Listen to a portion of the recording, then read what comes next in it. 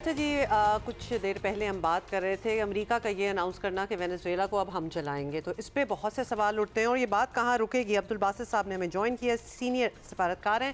عبدالباسط صاحب، وینزویلا کے ساتھ جو امریکہ نے کیا، تاثر یہ ہے کہ یہ صرف تیل پر قبضے یا پھر رجیم چینج تک محدود نہیں ہے، اور صدر مدورو جو ہیں ان کو امریکہ لا کر سب کے سامنے رکھنا ایک شو بنانے والی بات ہے، پورا اسپیکٹیکل تھا۔ یو رائٹ، تو دنیا کے سامنے اپنی طاقت کا اظہار بھی جو ہے وہ امریکہ کر رہا ہے۔ امریکہ کو اس کی ضرورت کیا پڑی؟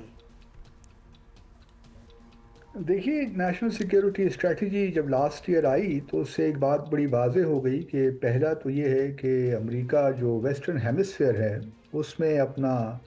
اثر و رسوخ برقرار رکھنا چاہتا ہے، اور جو 1823 کا مونرو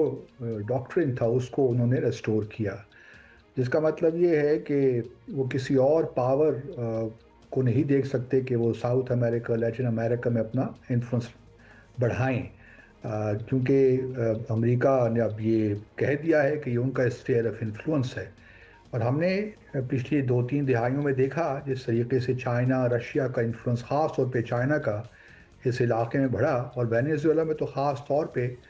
چائنا کی بہت انویسٹمنٹ بھی ہے، اور بیلٹ اور روڈ انیشیٹو کا وہ حصہ بھی ہے۔ پھر جس نے آپ نے کہا تیل کے ذخائر بھی ہیں اور چائنا ان پہ ڈپینڈنٹ بھی ہے، تو اب پریزیڈنٹ ٹرمپ نے بڑے واضح طور پہ چائنا کو بھی پیغام دے دیا ہے کہ جی ہم ٹھیک ہے، آپ کے یہاں پہ انفلوئنس ہے، آپ کے یہاں پہ انٹرسٹ ہیں، لیکن امریکہ کے جو انٹرسٹ ہیں وہ سپریم ہیں، اور ہم کسی حد تک بھی جا سکتے ہیں۔ تو جہاں تک اس بات کا تعلق ہے کہ دنیا کو سگنل کرنے کی بات ہے، یقیناً وہ بھی ایک پہلو ہے جہاں آئل کا معاملہ ہے۔ وینیزویلا میں دنیا کے سب سے بڑے ذخائر ہیں تیل کے، جی اور 1970s میں ان کو نیشنلائز کر لیا گیا تھا۔ اس وقت امریکن کمپنیز یہاں پہ انوالو تھیں، لیکن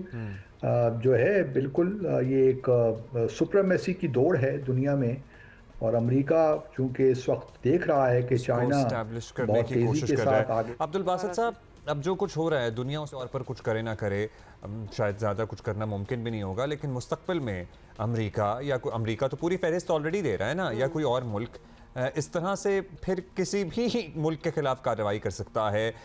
کسی بھی حکومت کو اوور تھرو کر سکتا ہے۔ ہر ملک کو یہ جواز مل جائے گا؟ آپ کو لگتا ہے کہ یہ معاملہ یہاں رک جائے گا یا یہ اب سلسلہ چلے گا دنیا میں؟ میرا خیال یہ ہے کہ پریزیڈنٹ ٹرمپ کی پرسنالٹی کو سامنے رکھتے ہوئے یہ کہنا بہت مشکل ہے کہ ٹرمپ انتظامیہ کو اب کوئی روک سکتا ہے۔ جہاں وہ دیکھیں گے کہ ان کے انٹرسٹ ہیں اور ان کو ڈیفینڈ کرنا چاہیے، وہ میرے خیال میں اس قسم کی کاروائیاں تو کر سکتے ہیں، لیکن ایک بات بڑی واضح رہے کہ ابھی تک ٹروپس آن دا گراؤنڈ نہیں ہیں۔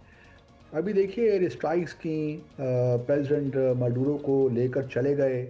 اس کے بعد ابھی تک وہی ڈسپنسیشن ہے وینیزویلا میں بھی۔ جو وائس پریزیڈنٹ تھی انہوں نے انٹرم پریزیڈنٹ کا عہدہ سنبھال لیا ہے، وہی گورنمنٹ چل رہی ہے۔ اب وہ کس طرح آگے معاملات چلتے ہیں، کیونکہ پریزیڈنٹ ٹرمپ نے تو یہ کہا ہے کہ they would govern the country, rule the country for now,